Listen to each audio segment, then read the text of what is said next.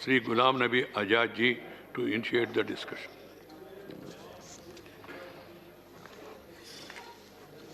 माननीय chairman sir,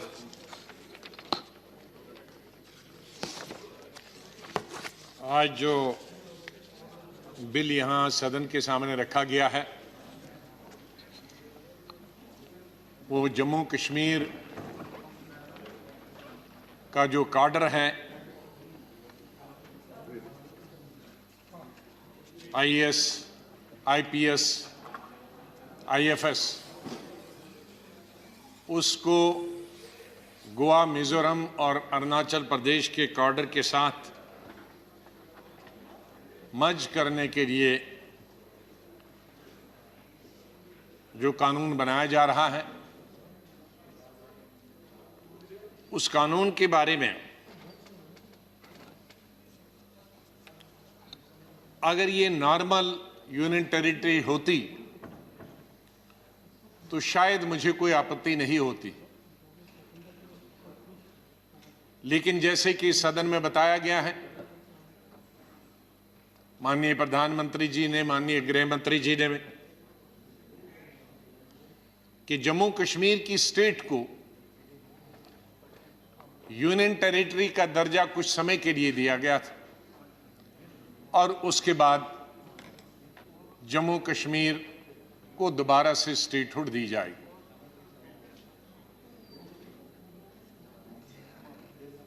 तो मेरा माननीय गृह मंत्री जी से पूछना कि अगर स्टेटहुड बनानी है, जो कि बहुत अनिवार्य है, और क्यों अनिवार्य है उसके बारे में मैं आगे बताऊंगा, तो जब पिछले 3 साल से पहले गवर्नर रूल और अब लेफ्टिनेंट गवर्नर जब से यूटी बनी, तो तब से अगर इसी काडर से काम चल रहा था,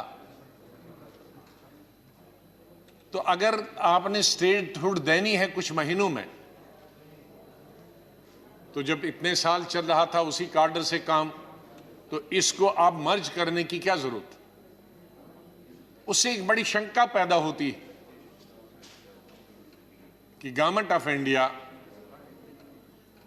जम्मू कश्मीर को परमानेंटली यूनियन टेरिटरी रखना चाहता, और परमानेंटली अगर यूनियन टेरिटरी नहीं रखना चाहता था तो फिर 2-4 महीनों के लिए काडर को मर्ज करना और फिर स्टेट बनेगी और फिर उससे बाहर निकालना, तब तक कई ट्रांसफरें इधर की होंगी, इधर की होंगी, कोई अरुणाचल प्रदेश से जम्मू कश्मीर आएगा, जम्मू कश्मीर से अरुणाचल जाएगा, गोवा मिजोरम से कोई जम्मू कश्मीर जाएगा, जम्मू कश्मीर से गोवा मिजोरम जाएगा। तो फिर कुछ महीनों के लिए इतना परिवर्तन करने की क्या जरूरत? मुझे खुशी है कि गृह मंत्री जी यहां हैं। बहुत सारी चीजों पे जब आर्टिकल 370 खत्म हुआ था, यूनियन टेरिटरी बनी, उस पर चर्चा हुई थी। मैं उस पर आज दोबारा चर्चा नहीं करना चाहता और मैं कोई कठोर शब्दों का भी इस्तेमाल नहीं आज करना चाहता हूं, क्योंकि शायद ये इस सदन में मेरी किसी भी बिल पर या क्वेश्चन पर आखिरी स्पीच। लेकिन कुछ तर्क ये दिए गए थे उस वक्त कि यूटी क्यों बनाया जा रहा, ये तर्क दिया जा रहा था या तर्क दिया गया था कि विकास नहीं हो रहा, डेवलपमेंट नहीं हो रही है, इंडस्ट्रीज बाहर से जा नहीं पा रहे हैं, उनको जमीन नहीं मिल रही, इसलिए उद्योग बाहर से नहीं जा रहे हैं और जिसके कारण वहां एम्प्लॉयमेंट नहीं मिल रही है, अनएम्प्लॉयमेंट है ज्यादा। तो यूटी बनाएंगे तो बहुत सारे लोग आएंगे, डेवलपमेंट करेंगे, उद्योग लगाएंगे, विकास करेंगे। गवर्नमेंट लथार्जिक है, वो रुचि नहीं ले रही है, अनएम्प्लॉयमेंट है, उसका समाधान निकालेंगे। लेकिन माननीय डिप्टी चेयरमैन साहब, जब से गवर्नर रूल हुआ और जब से स्टेटहुड, विशेष रूप से जब से यूनियन टेरिटरी बनी और स्टेटहुड खत्म हो गई, एक तो स्टेट के नक्शे से हिंदुस्तान के उड़ गई, यूनियन टेरिटरी बन गई, वो तो अलग बात। लेकिन मैं उन मुद्दों की तरफ ध्यान दिलाना चाहता हूं जिनके आधार पर जो एक बेस बनाई गई थी कि ये कारण है यूटी बनाने के। मैं इंडस्ट्रीज की बात करता हूं। कश्मीर में बहुत कम इंडस्ट्रीज आती हैं, बाहर का तो कोई जाता ही नहीं है। उसके कारण है क्योंकि वहां सफल नहीं रहती इंडस्ट्री, 6 महीने तो विंटर होता है, दूर भी है। लेकिन अधिकतर हमारी जो जम्मू प्रोविंस में 10 डिस्ट्रिक्ट है, उन 10 डिस्ट्रिक्टों में 3 ही डिस्ट्रिक्ट में जो पंजाब के साथ लगे हैं, कठुआ, सांबा और जम्मू। अधिकतर तो कठुआ में, थोड़ा फिर सांबा में और थोड़ी सी जम्मू। तो बाकी 7 डिस्ट्रिक्टों में कोई उद्योग लगाता नहीं है, दूर है जम्मू से, और रेल नहीं है। नॉर्मली रेल हेड पर लोग उद्योग लगाने की कोशिश करते हैं। तो मैं आज के आंकड़े बताता हूं। नया उद्योग कोई नहीं आया, माननीय डिप्टी चेयरमैन साहब, लेकिन इन 2 सालों में टोटल संख्या जम्मू प्रोविंस में उद्योगों की 12,997, तकरीबन 3 कम हैं 13,000 उद्योगों। और इनमें चल कितने रहे आज? 5,890, और बंद कितने हुए? 7,107। तो 60% माननीय गृह मंत्री जी उद्योग बंद हो गए, नया आया नहीं।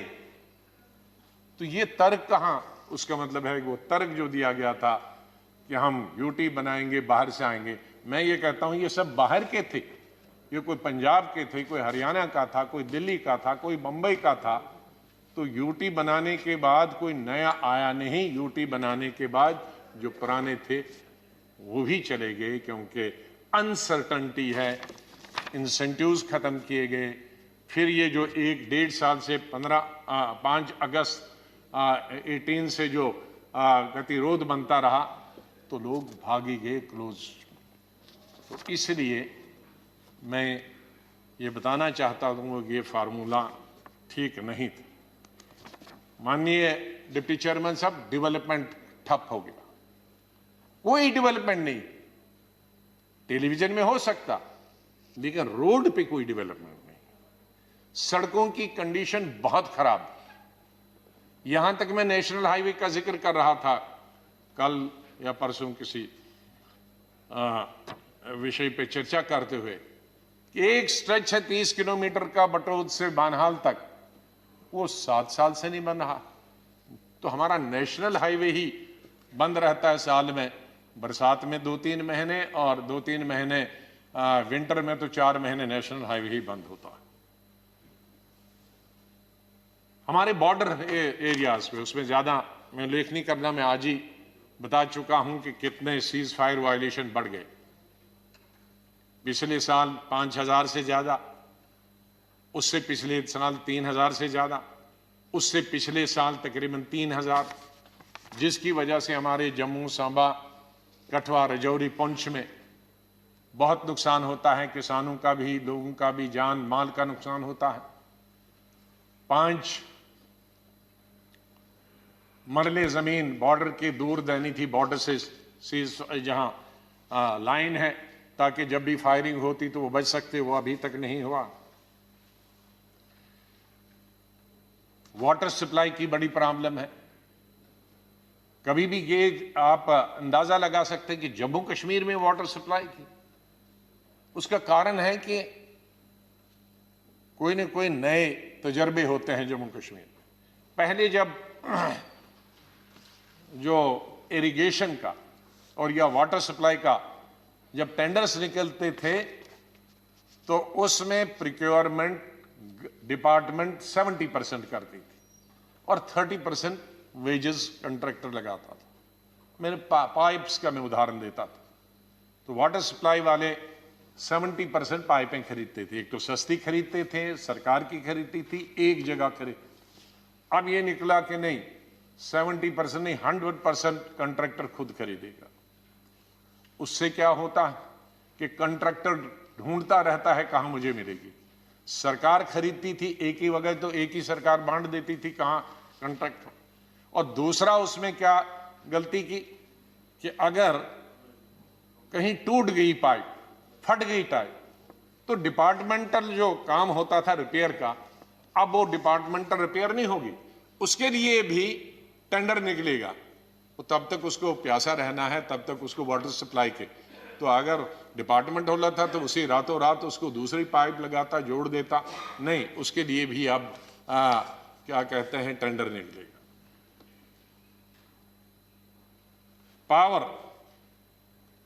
पावर में जब तक सरकार थी वहां, तो उस वक्त 90 रुपए टैरिफ था पर यूनिट, और आज क्या है 375 रुपए पर यूनिट।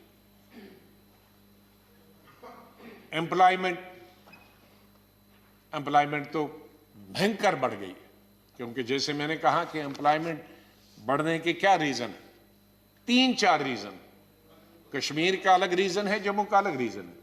कश्मीर का अलग रीजन है कि 5 अगस्त जब स्टेट को यूनियन टेरिटरी बनाया गया और उसके बाद कई महीनों तक पूरा स्टेट जम्मू कश्मीर बंद रहा, एक तरीके की कर्फ्यू की स्थिति रही। उसके बाद कोविड आया, तो नतीजा यह हुआ कि टूरिज्म शून्य के बराबर हुआ। नतीजा ये हुआ कि हैंडीक्राफ्ट शून्य के बराबर हुआ। दूसरे डेवलपमेंटल वर्क्स वो जम्मू में भी बंद हो गए, कश्मीर में भी बंद हो गए। School, colleges, universities, educational institutes बंद रहे, और जो प्राइवेट स्कूल्स थे उसमें भी जिन टीचरों को तनख्वाह मिलती थी वो भी बंद हो गई। तो जो एम्प्लॉयड थे वो भी और अनएम्प्लॉयड हो गए। तो जो अनएम्प्लॉयमेंट होती है, सरकारी एम्प्लॉयमेंट, वो तो बंद हुई, लेकिन जो दूसरा तिजारत के जरिए पैसा मिलता था लोगों को तिजारत करने से, वो भी नहीं मिल रहा। तो अभी इस वक्त अनएम्प्लॉयमेंट हर लेवल पे कई गुना बढ़ गई। सरकार अगर होती, वहां इलेक्टेड गवर्नमेंट होती है, तो समाधान कुछ हद तक होता। मंत्री कम होते हैं लेकिन एमएलएज होते हैं। क्यों हम पूरे देश में यूटीज नहीं बनाते हैं, क्यों इलेक्टेड गवर्नमेंट रखते हैं? सर, मैं किसी ऑफिसर के खिलाफ, किसी लेफ्टिनेंट गवर्नर, गवर्नर के खिलाफ नहीं हूं, लेकिन माननीय गृह मंत्री जी ये मानेंगे कि जो रिस्पॉन्सिबिलिटी एक इलेक्टेड रिप्रेजेंटेटिव की होती है वो एक मुलाजिम की नहीं होती। आपने अभी जम्मू कश्मीर में डीडीसी के, बीडीसी के इलेक्शन किए, जिसकी हमने सराहना की, हमने उसको सपोर्ट किया। क्यों किया? आपने क्यों ये इलेक्शन कराया? क्योंकि इलेक्टेड रिप्रेजेंटेटिव्स उस लेवल पे भी हों, ब्लॉक लेवल पे भी हों, डिस्ट्रिक्ट लेवल पे भी हों, छोटी छोटी कॉन्स्टिट्यूंसीज में हों, वो डेवलपमेंट करें। लेकिन एमएलए तो कानून भी बनाता। अब अफसर हमारा तो कानून नहीं बना सकता। वो कानून बनाएगा, वो एक जगह एक आदमी बनेगा। अभी हम यहां डिस्कस करते हैं तो कानून आप लाते हैं तो कितनी अमेंडमेंट्स उसमें आती हैं, कितनी उसमें सजेशंस आती हैं। अब आज कानून बनाएंगे, लेफ्टिनेंट गवर्नर साहब ऑर्डर करेंगे, लेकिन उसमें कोई सजेशन नहीं आई। वो एक आदमी का, जो चीफ सेक्रेटरी का दिमाग होगा या किसी ऑफिसर का दिमाग होगा, वो एक आदमी की सजेशन होगी। उसका इंपैक्ट देहात में क्या होगा, उसका इंपैक्ट जम्मू में क्या होगा, उसका इंपैक्ट लद्दाख में क्या होगा, उसका इंपैक्ट किसानों पे क्या होगा, मजदूरों पे होगा, वो नहीं सोचेगा। वो तो दफ्तर में बैठ के बनाएगा। लेकिन उसको इंपैक्ट को देखने के लिए जो हम कानून बनाते हैं पार्लियामेंट या विधानसभा में, वो चर्चा होती है और एक कलेक्टिव विजडम होती है। उस कलेक्टिव विजडम से वो एक नक्शा ही बदल जाता। सर, एम्प्लॉयमेंट के लिए कुछ रास्ते इस सरकार ने यूटी के दौरान दिए। रहबरे टीचर, जो टीचर हैं, जो ट्रेनिंग देते हैं बच्चों को स्कूल में, विशेष रूप से फिजिकल टीचर्स, 3000 फिजिकल टीचर्स इसी सरकार में लगे 2 साल पहले। लेकिन 7 साल तक उनको प्रोबिशन पीरियड है, और 7 साल तक सर आपको हैरान होंगे, जो फिजिकल टीचर्स हैं जो लगाए गए हैं बाय सिलेक्शन लगाए गए हैं, बीए एलएलबी हैं, एमए हैं, एमफिल हैं, पीएचडी हैं, और 7 साल तक उनको माननीय गृह मंत्री जी पर मंथ सिर्फ 3000 रुपए मिले। 3000 रुपए किसी फिजिकल टीचर को आप 7 साल तक दे सकते हैं? माननीय गृह मंत्री जी, ये कौन सा तजर्बा हो रहा होगा? मेरे एक डेलीगेशन मिला जम्मू के भी और श्रीनगर के।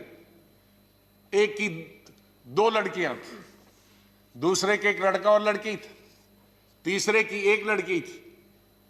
वो कहता है सर मैं अपने हर महीने अपने दोस्तों से 100 200 रुपए लेता हूं, क्योंकि बच्ची छोटी है, उसका दूध पूरा नहीं होता।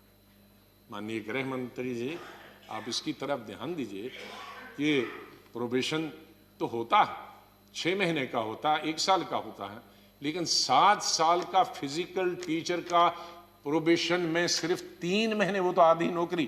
पहले आजकल नौकरी कोई 30-25 साल वाले को तो नहीं लगती, 40 साल वाले को नौकरी लगती है, और उसके बाद 7 साल ये गई तो तब तक 50 हो गया, और उसके बाद 10 साल बाद रिटायर होगा, उसके बाद पेंशन भी नहीं है। तो ये चीजें हो रही हैं।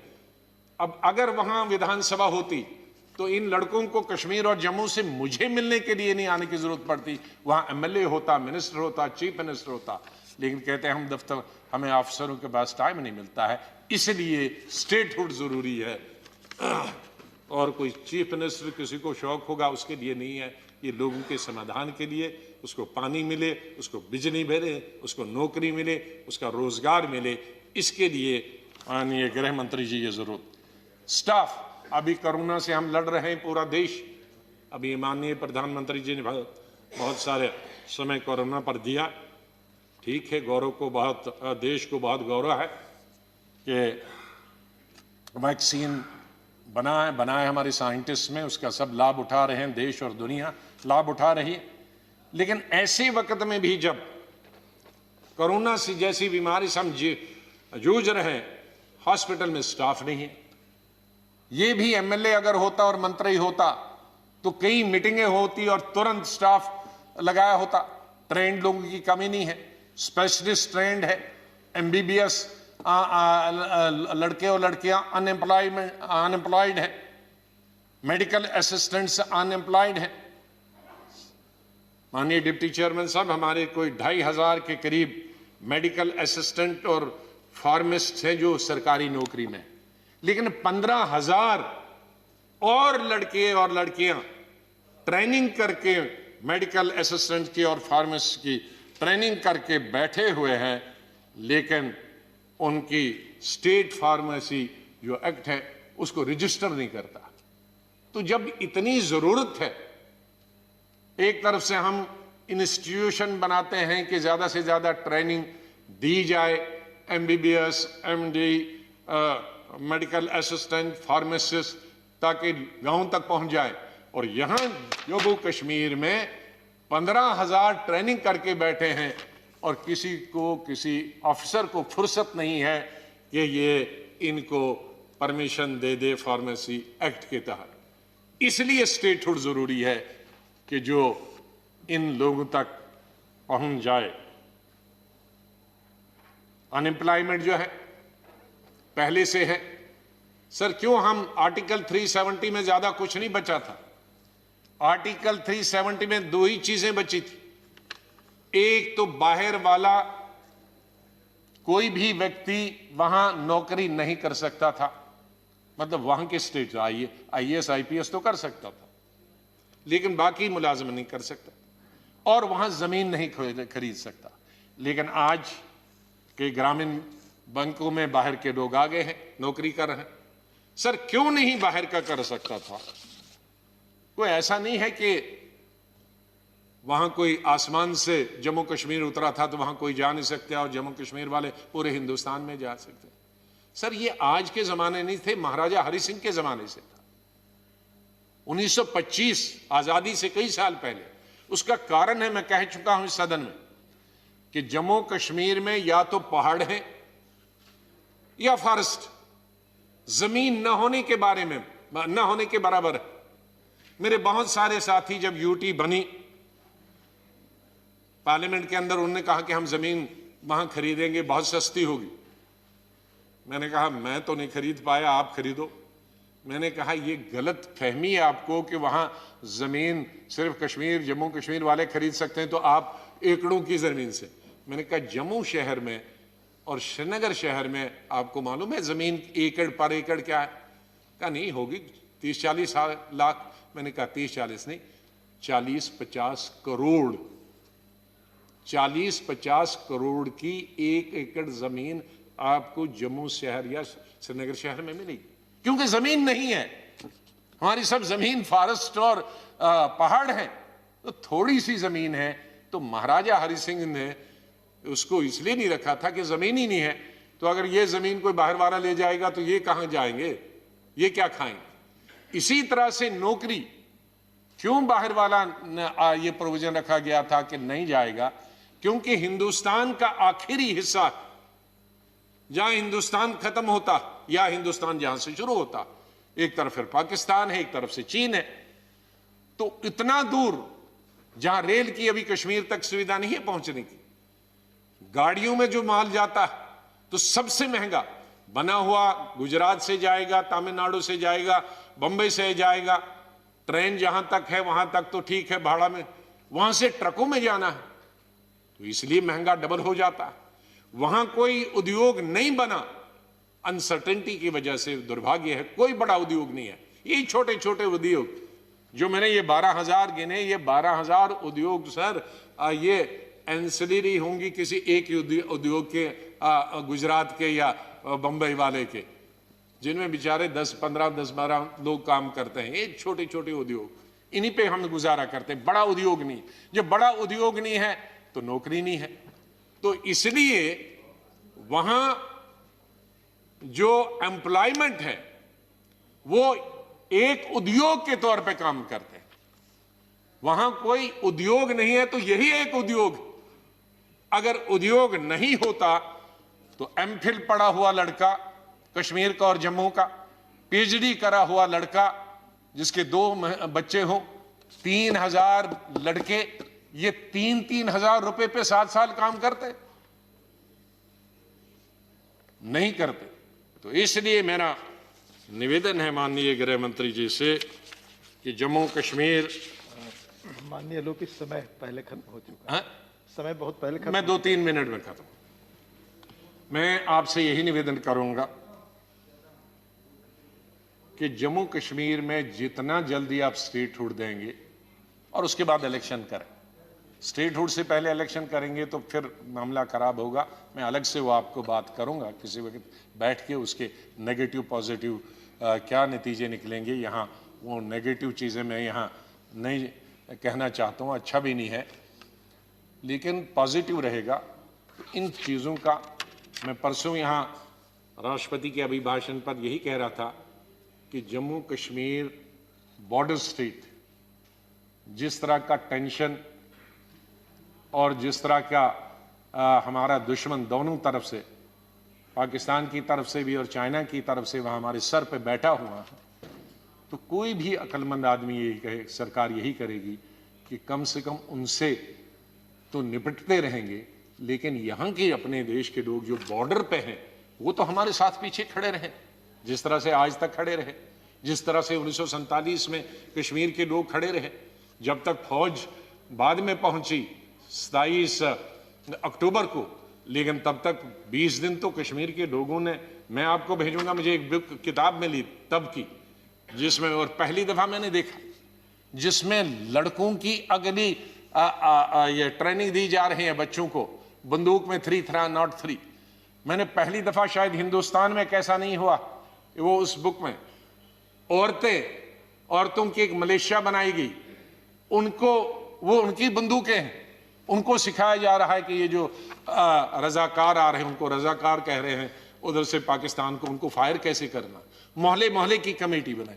तो उन 15-20 दिन तो उन बच्चों ने, औरतों ने, मर्दों ने ही पाकिस्तान की फौज को तो रोका।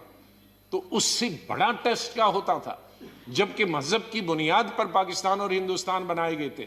वो सब जाते, उनके साथ मिल जाते, उनके साथ नहीं मिले, उनके साथ हमला किया, सूली पे चढ़ा दिया उन्होंने कश्मीर के लोगों को, लेकिन उनके पास। तो ये छोटी छोटी बातों को नहीं रखना है, बड़े इतिहास को हमने देखना है। और जम्मू कश्मीर के हम हिंदू, मुसलमान, सिख, बौद्ध एक रहे आज तक और हमेशा एक रहेंगे। राजनीति में सबको मौका मिलता है, कोई पीछे नहीं है, उसमें कोई ये नहीं कहेगा। और मुझे गौरव है हमारी स्टेट का मुझे गौरव है, और हिंदुस्तान के सब स्टेटों को सीखना चाहिए। मेजॉरिटी मुस्लिम होकर भी हमारे कई दशक हुए मुसलमान डीजी को हुए, हमारे कई दशक हुए मुसलमान चीफ सेक्रेटरी को, शायद मैं तब पढ़ता था।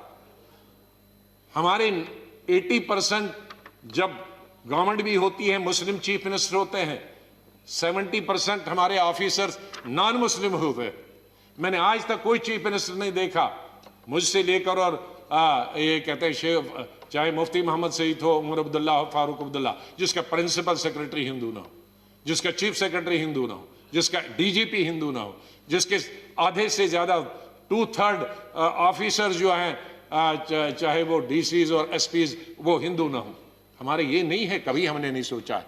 इसलिए मैं आखिर में एक ही शेर आपसे कहता हूं कि ये आप जो तजर्बा कर रहे हैं, जो हमको गिनी पिग बनाया जा रहा है, ये गिनी पिग पे तजर्बे बंद कर दे। बहुत हुए, पहले प्राइम मिनिस्टर रहा, प्रेसिडेंट रहा, फिर चीफ मिनिस्टर रहा, गवर्नर रहा, अब हम एलजी पे पहुंच गए हैं। ये सब एक्सपेरिमेंट है। आप जानते हैं कि आजकल वैक्सीन का, एक मिनट, वैक्सीन की बात चल रही है, तो मैं साइंस स्टूडेंट भी रहा हूं, हेल्थ मिनिस्टर भी रहा। तो वैक्सीन आदमियों से पहले किसको दिया जाता है? माइस, चूहे की। उसके बाद दिया जाता है बंदर को, उसके बाद फिर टेस्ट करने के लिए आदमी पर टेस्ट होता। तो यहां तो चूहा भी हम ही बन रहे, बंदर भी हम ही बन रहे, सब एक्सपेरिमेंट जो है वो जम्मू कश्मीर पर किया जा रहा है। तो हम तो इस एक्सपेरिमेंट में गिनी पिग हो गए। इसलिए खुदा के लिए इस गिनी पिग से हमें बचाइए। और इस शेर से,